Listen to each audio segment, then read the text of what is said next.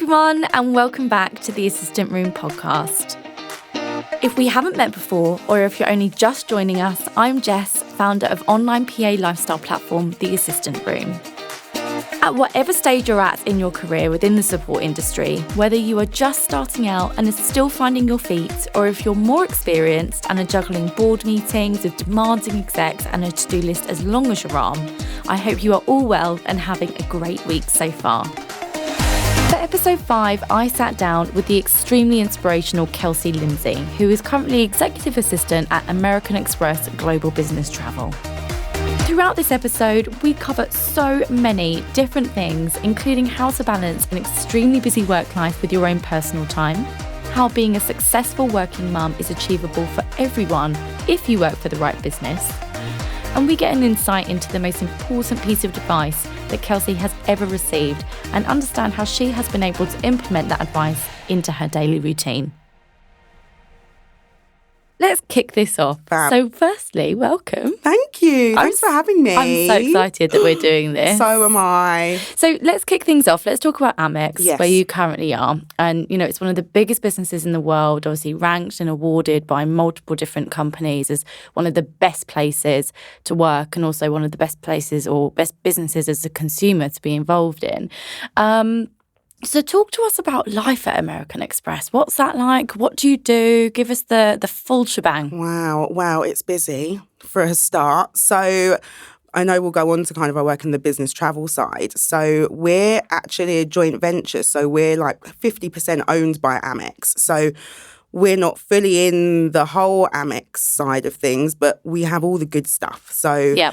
we have a great culture. We have the brand. I mean, everyone knows American Express. I mean, I don't think I've ever met anyone who doesn't know what American Express is. So when they hear, oh, you work for American Express, it's like, oh, wow, that's amazing. So they're a really great company to work for. They're really good with their staff. They're very innovative. So we're constantly changing. So I think one thing about working for Amex is you need to be quite open to change because there's always something happening. So we've just recently got a new CEO, which is super exciting, but that comes with lots of change. We had a whole new branding done, lots of change. So there's a lot going on and it's so massive that, I mean, I don't know anything to do with Amex card, if I'm frankly honest with you, like the way the business works. Yeah. I don't really know that side of it because it's just so big. But just the fact that I work for Amex, it's like, it's just a great company. And I think it's a really good platform for other things in the future, potentially. But they're great to their staff. I have no complaints really about the way they work. It's just you have to be able to keep up with their pace, which I think certain personalities may struggle with because of all the change. So if you're quite open to change and excited about change and willing to really muck in, then it's a great place to work. Yeah. And it must be one of those places that you said when you say you work at American Express, it's like, oh my God, wow. But what's the reality of it? It can't, because I mean, no job is always 100% glamorous, Well, I mean, right? yeah, and you walk into the office and it's just a corporate building. Do you know what I mean? So it's like once you're in the office, you're doing your job ultimately. So you kind of forget like, oh, wow, it's Amex. Yeah. Even though when I speak to other people, it's like, wow, that's amazing. And I do feel quite proud, like, oh yeah, I do work for Amex and it's really nice. But when it comes down to the nitty gritty, at the end of the day, we're all there to do a job. Exactly. And keep the cogs moving. So really it's just your daily grind. So it's like many other corporate places. We are now moving into a bit more of like a modern day. So we're going through a massive office refurb at the moment. We're trying to make everything a bit more collaborative and we're all quite siloed before. So Amex is really trying to bring us into the modern day. So I think that's going to be a nice change for everyone. But yeah, it's just corporate life, really. Yeah. And as you said, you work in the global business travel sector. Yeah.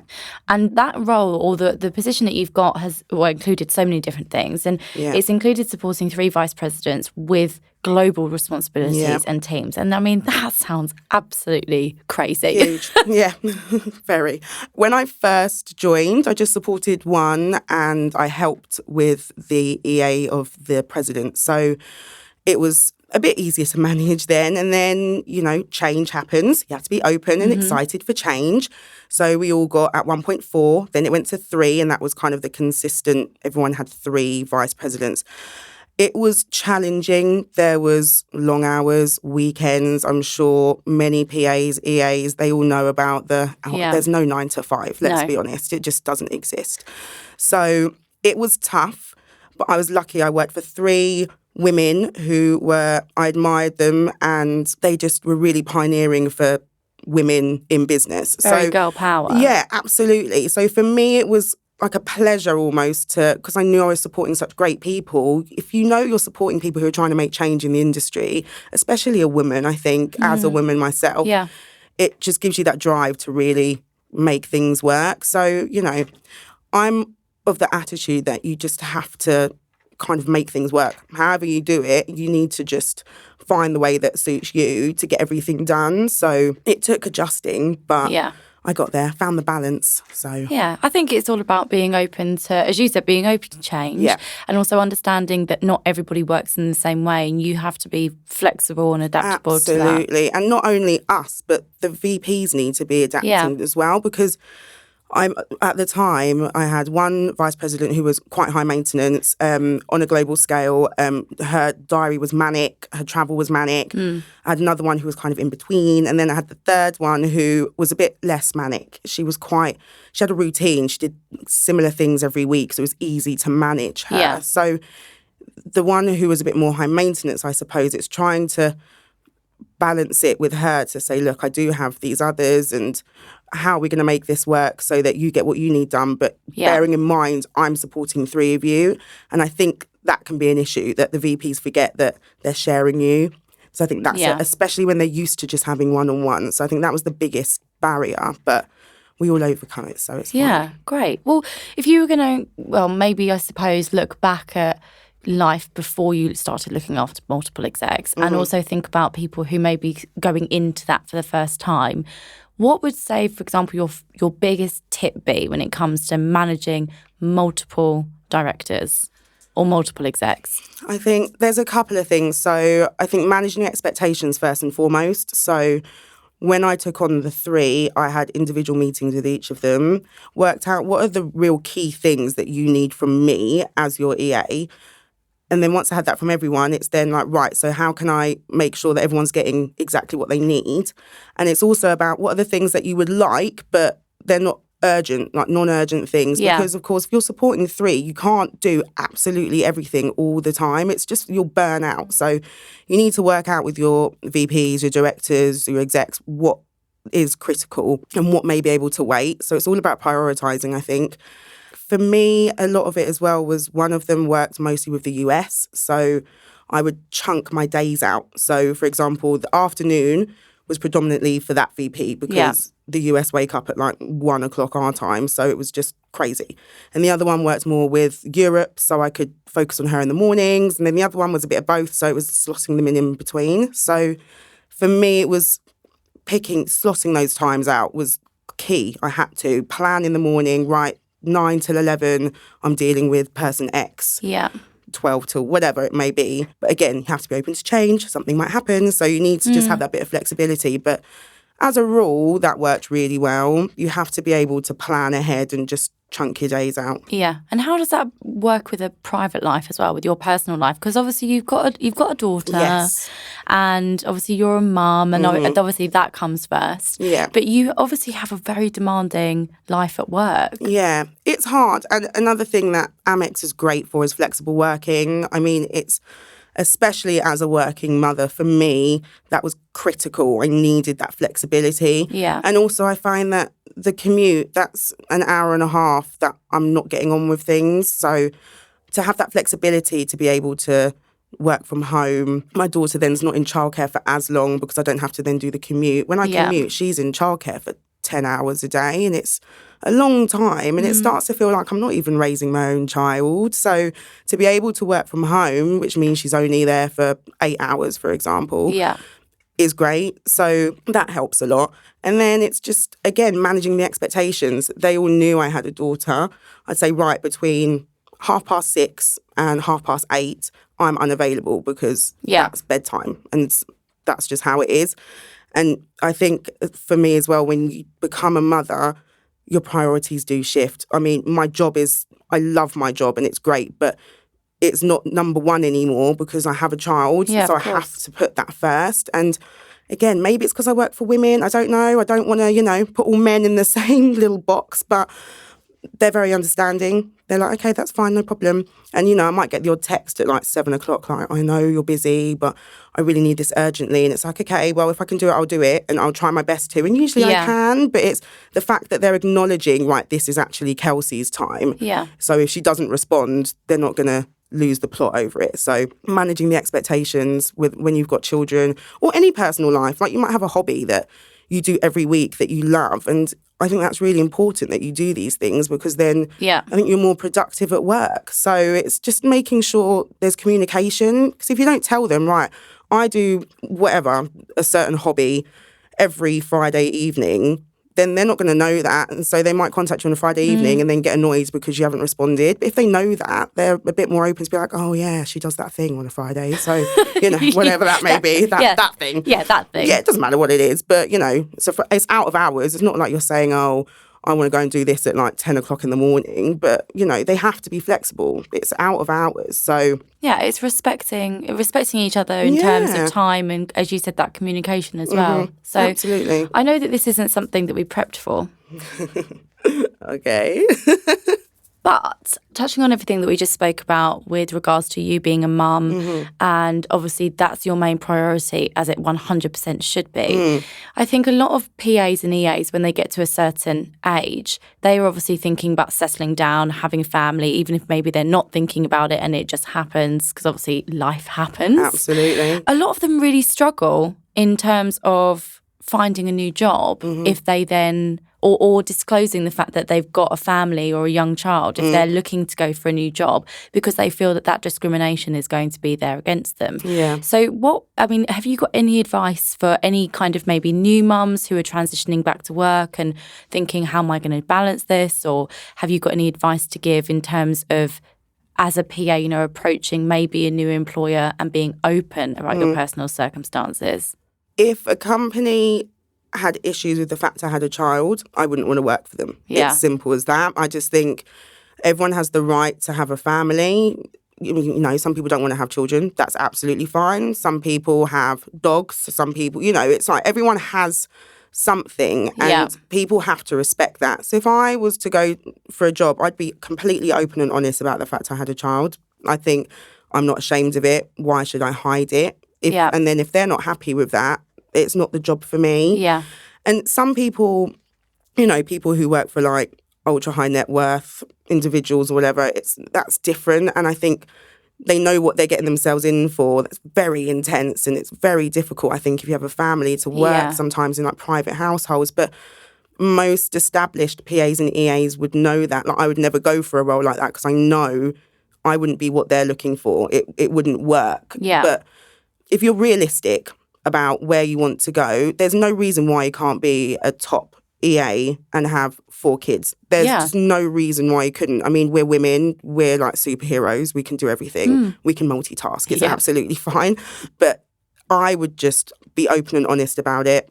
I would also request flexible working. I think companies that aren't doing flexible working, I think they're missing a trick because I'm so much more productive now. I do flexible working. And happier. Yeah, so much happier. I can do so much more with my time and use it better. It's just great.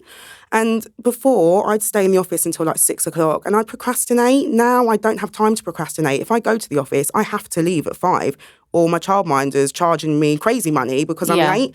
So I have to work smarter and harder. So I have that aspect, and then I get the time that I can work from home, which means, like I said before, less childcare, and I can actually get some bits done while I'm working that when I've got a toddler running around my feet, I can't do. So, yeah, I think if I was ever to move on from Amex, it would have to be somewhere that would offer me that type of flexible working. And I'm also very open and honest. I'm like, right, I log on at 6 a.m. when I work from home, but then there might be a gap for whatever reason. If my daughter's got an appointment I've got to take her to, but then I'll be online until 9 making up for that. So you can't just expect, give me flexible working and, let me do X, Y, Z. Absolutely. You're a team, aren't you? Absolutely. And as long as you've got that mutual respect and you're communicating from both sides, there's no reason why it shouldn't work. And more companies, I think, need to acknowledge that people do have lives, but they can still be excellent workers. Yeah. So, yeah, if you have kids and they don't want you, then it's their loss. Yeah. Because I'm sure you're great. So exactly. And everyone needs to remember that. Yeah, 100%. absolutely. Brilliant. Well, so we've spoken about managing expectations, and obviously you're brilliant at it because you have got so many different balls that you are juggling. But when you start looking after multiple people, how on earth do you even begin to understand how to manage expectations and to do that successfully, especially when you're working for a group of people who do have those multiple time zones? Because you're not just managing the expectations that they have of you, but you're also managing the expectations that their teams have of them and vice versa. Yeah. Especially when they're so busy, they rely on you so much to do that for them. So what would your advice be, or what's your experience in that been?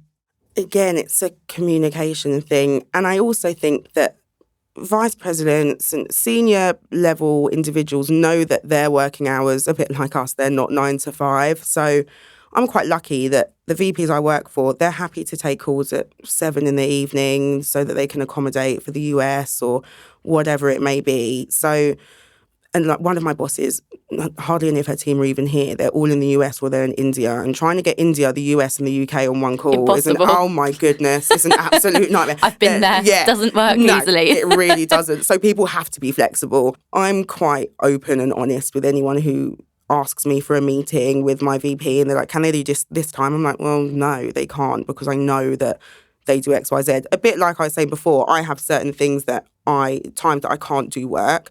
The same with my VPs. So it's another thing. When I had those first meetings with them to manage those expectations, it was like, okay, are there any set times you cannot have meetings with people? So one of them, for example, has 2 children, and she was like, I cannot do between 7:30 and 8:30 in the morning, but I could do like 6 in the morning if I needed to, if it was like Australia, for example. Yeah. So it's working out with them what they can and can't do. So you can just bounce back straight away and say, no, that time won't work. However, I can offer you whatever time that will also suit you. But it's also remembering that it's not just our VP's responsibility to be flexible. It's whoever's asking as well. Like they need to be flexible too. So I find sometimes with certain people, they're expecting the world from your boss, but they're not willing to even have a little bit of wriggle room with their schedules. It's like there needs to be that back and forth and a bit of flexibility from everyone.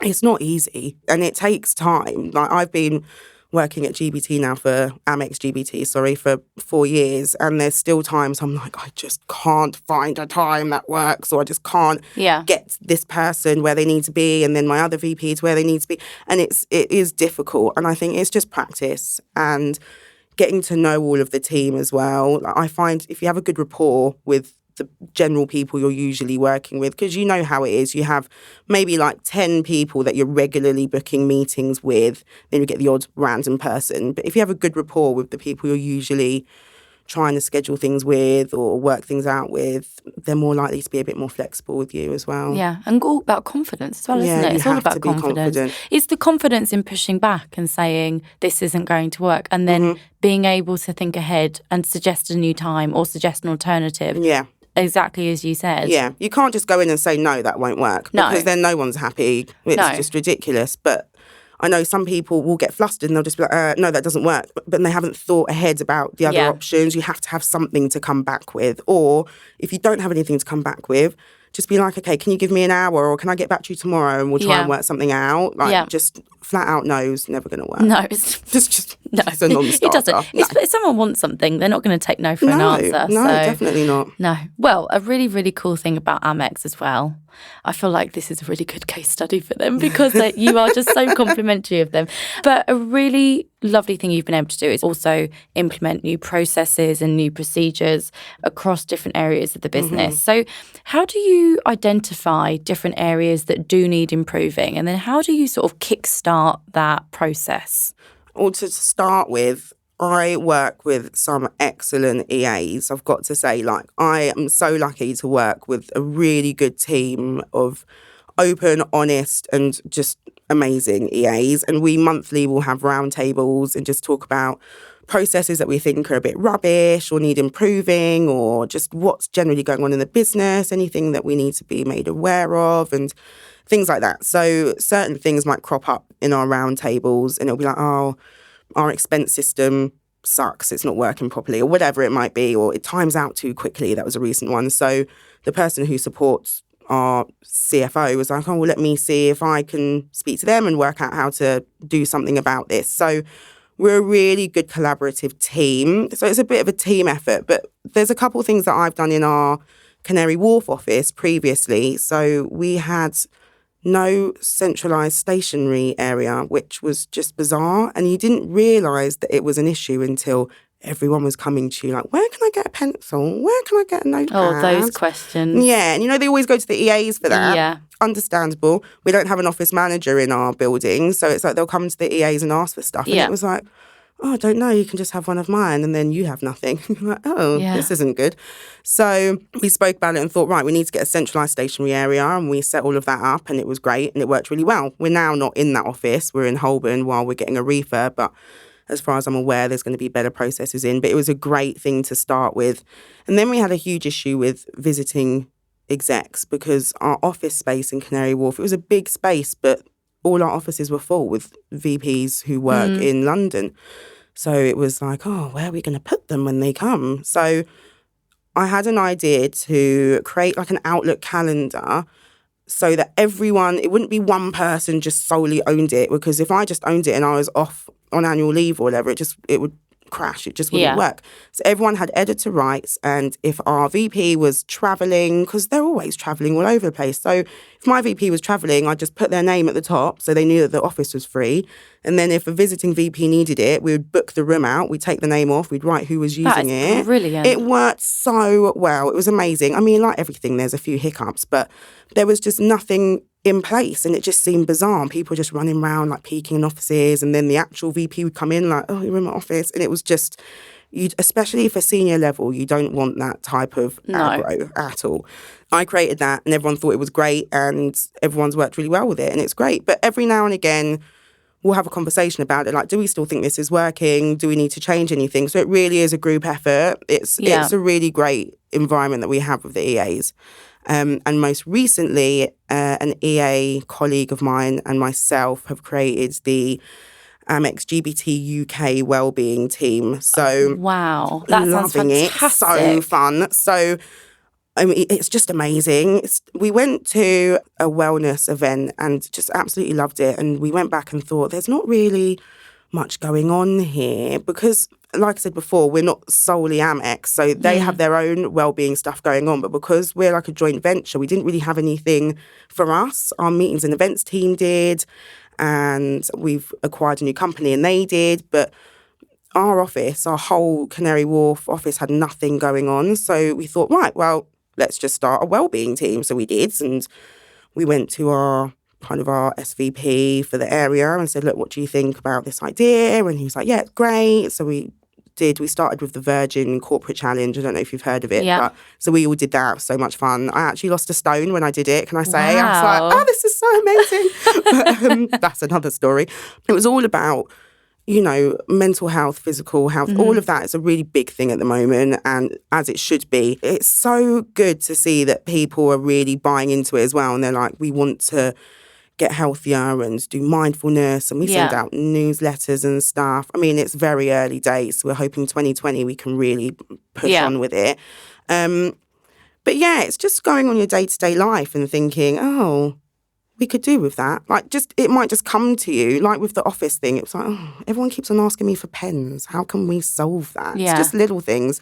So, and having that collaborative team that you can bounce ideas off of is so important. Because if I was just like, hi guys, I'm just going to go and make a centralised stationery cupboard, they might be like, what? Like, why? What's your rationale behind this? You need to have a conversation about it and make sure everyone's on board. Yeah. And I suppose that's as well how you build that internal PA network as well, by making everyone feel as though they're involved and part of decisions, however big or small they might be, so that everyone feels like they've got a voice, so that you can open that conversation up for future instances as well. Because there's no point saying, as you said, like, we're going to do this, we're going to do that, and then people thinking, well, okay, well, she's made a decision or he's made a decision and we just got to go with it. You've got to make sure it works for everyone. Exactly. And I mean, we don't have like a head EA or a head PA. We don't have any of that. We're all one team. Yeah. And we're all very respectful of each other. And I think that's why it works because, like you said, we can just talk these things through and make sure everyone's happy with them and everyone has good ideas. And then it makes sure we have the best of whatever we're trying to do because we've all put in the best ideas we can. So yeah, it is really good to just make sure that you're constantly communicating with the people you need to so you get the best results. Awesome. If we continue thinking then about how, you do go above and beyond and you do extra things at work, let's talk about how you do that in your personal life as well, because you are a volunteer for Crohn's and Colitis UK. I am, yes. So talk to me about that. Tell me everything. So on a personal level, I was diagnosed with Crohn's disease in 2010 and it was difficult. It's an invisible illness. I don't know how much you know about it, but I won't go into all the ins and outs, but it's basically, they don't really know what causes it. They don't know what cures it. So you're kind of stuck. It's a lifelong condition that is treated by medication. Certain medication might not work for one, works for another. Some people need to control their diet. It affects your whole GI tract. And so like from your mouth right down. So anywhere can just be a problem. It is a bit of a nightmare. I don't actually know now, between 15 and 20 operations in 10 years. Wow. So it's been busy. It's been hard. Hard, yeah. It's difficult. I'm really interested in making sure that invisible illnesses, so not just Crohn's or colitis, but things like fibromyalgia and arthritis and lupus, things that you might not necessarily know from looking at a person. I'm really interested in making sure that there's awareness of them. So it made sense for me to volunteer for Crohn's and Colitis UK because I have Crohn's. So I have an idea of how it all works and what happens and how people may be feeling. So I started by doing a couple of runs and a couple of walks and, the normal stuff that people start off by doing, a bit of sponsorship stuff. And then I don't really remember how it came about, but I became a volunteer contact when I was quite poorly. So there was a point in my illness so far that I wasn't able to work full time because I was so unwell. So I was getting bored ultimately. I'm not the type of person who can just sit at home. I can't do it. So I thought I need to give something back that isn't going to take up too much energy, but I'm helping other people. So I would once a week volunteer. There's a helpline that people can call if they've got Crohn's or colitis or they're in the middle of diagnosis, wherever, a family member, a friend, whatever the situation. Affected. Yeah, absolutely. Can call in about literally anything and just talk to someone who has the condition or just wants some advice, whatever it may be. So, yeah, an afternoon or a morning, I just do that and it was great. I absolutely loved it. I was really giving back and it was great. And then, of course, I went back into full-time work and I couldn't really do that anymore, but I still wanted to help. So I joined the Readers Panel, which means that once every couple of months or every quarter, if they're creating new publications for Crohn's and Colitis UK, they'll send it to the Readers Panel and say, look, can you read through it, see if there's any errors that you can find? And as someone who has the condition, is there anything you think we should take out or add, etc.? So I do that now. That's fantastic. It's amazing. So they sent me through things recently about a medication I used to use. And I was like, I wouldn't word it like that. It looks quite scary. I would change it to this. And so you really are making a difference. That's absolutely amazing. The amount of people that must really, really benefit and support is incredible. I hope so. I really do, because it's so hard. And especially if you want to go and work full time in a job like we do as well, like as a PA or an EA, it's so hard to then, you're always needed. You're constantly on call. And I the phrase, I can't afford to be sick. But it's true, it's really difficult. And especially in our place of work, I want people to feel like a condition isn't going to stop them from doing whatever they want to do. Yeah. So, yeah, whatever you may have, you can make it work in whatever job you're doing. You just need to, again, be open and honest and communicate. And people should respect you for even trying to get out there and do what you can, because I am a true believer that a lot of it's in your mind. And if you let your mind go, then everything else kind of goes with it, and then you end up not wanting to do anything. So that's another reason why I went on the support line, because I wanted to give people that boost. Like, Yeah. you can do what you want to do. This is just a bump in the road. Like, it's fine. You will get over it. You'll find the right medication. You will get to where you need to be. You know, it's not just about ourselves and going to work and coming home and routine. It's about, you know, giving a little bit back. I think so anyway. Great. So what's the biggest bit of advice or the most powerful bit of advice you've ever received throughout your career and actually acted on that bit of advice? Because I don't think there's much I've ever been given. And you know, I was thinking, this is difficult, really tricky, because I get such great advice. I'm like, yeah. And then 5 minutes later, it's gone. Or it's just hard to implement. But one for me would be that asking questions isn't a weakness, and always ask questions if you're not sure. And I struggled at first to do that. I liked to be seen as someone who always knew what they were doing. I am great at everything I do. Don't question me. I know what I'm doing. I'm fabulous. I wanted to give that impression off to people. And then you sit back and realise, well, actually, no, because then you're messing up because you don't know what you're doing. Yeah. And then you're getting rumbled, and no one wants that. So I've learnt, as time has gone on, you have to ask questions. And there's a previous boss that said to me, like, just if you're not sure, ask. No one's going to think you're stupid or weak for asking a question. And it's true for most VPs or in any business, they want you to ask these questions because they're going to take more time out of their day if you then mess something up and then they have to explain it to you again. Ask the question there and then, kind of work out what it is you're meant to be doing, and then that's it, it's done. So that's a big piece of advice, I think. Just if you're not sure, ask. Don't guess, just ask. There's nothing wrong with asking questions. There really isn't. No. So that would be my biggest thing, I think.